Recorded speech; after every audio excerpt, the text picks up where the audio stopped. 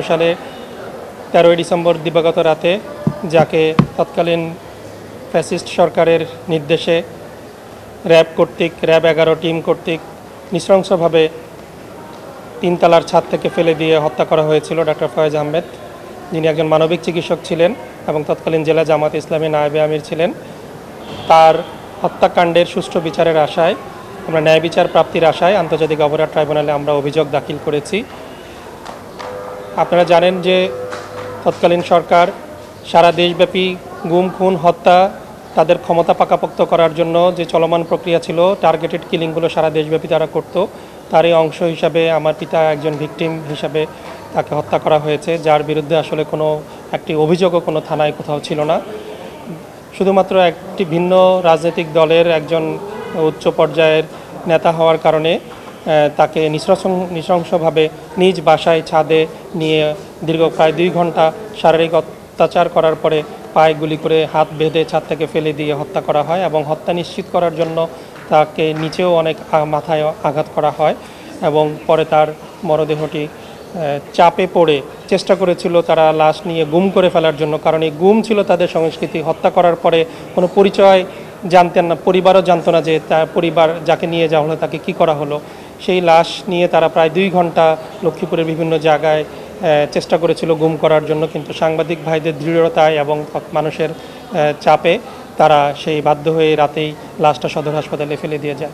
আজকে প্রায় এত বছর পরে আমরা অভিযোগ দাখিল করতে এসেছি, কারণ সেই পরিবেশটা ছিল না। বিগত প্রায় হত্যাকাণ্ডেরও প্রায় 7-8 বছর আমরাও পালিয়ে বেরিয়েছিলাম পরিবারের সদস্য হিসাবে। আমার ভাই ওদিন ঘটনার প্রত্যক্ষ সাক্ষী এবং সে প্রত্যক্ষদর্শী ছিল এবং সেও ওই ঘটনায় তাকেও খোঁজা হয়েছিল প্রায় 2 ঘন্টা, কিন্তু আল্লাহর মেহেরবানিতে সে এমন এক জায়গায় আশ্রয় নিয়ে লুকিয়েছিল বাসার, যে ওরা 2 ঘন্টা সার্চ করেও তাকে খুঁজে পায়নি। তো আমরা অভিযোগ দিয়েছি সেই তৎকালীন প্রধানমন্ত্রী শেখ হাসিনা, তার স্বরাষ্ট্রমন্ত্রী মহিউদ্দিন খান আলমগীর, সামরিক উপদেষ্টা তারেক সিদ্দিকী, তৎকালীন র্যাবের ADG major general Ziaul Hasan এবং যার নেতৃত্বে যে টিমটা অভিযানে গিয়েছিল তারেক সাইদ, র্যাব 11 টিমের কমান্ডার, তার মোট 41 জনের বিরুদ্ধে আমরা অভিযোগ দাখিল করেছি। ব্রেকফাস্ট, টিফিন কিংবা স্ন্যাক টাইমে মজাদার আয়োজন মানে অল টাইম ব্রেড। আমি বেলাল আহমেদ, আমি ওনার ছোট ছেলে। আর আপনারা জানেন যে 12 তারিখ থেকে লক্ষ্মীপুরের কয়েকজনকে হত্যা করার পরে, গুম এবং হত্যা করার পরে আমাদের বাসায় অভিযানে আসে। সে সময় আমরা বাসায় অবস্থান করছিলাম। আমাদের ধারণা ছিল যে হয়তো আমার বাবা রাজনৈতিক ব্যক্তিত্ব হওয়ার কারণে সর্বোচ্চ ওনাকে হয়তো অ্যারেস্ট করে নিয়ে যেতে পারে, সেজন্য উনি ওভাবে প্রস্তুত ছিলেন।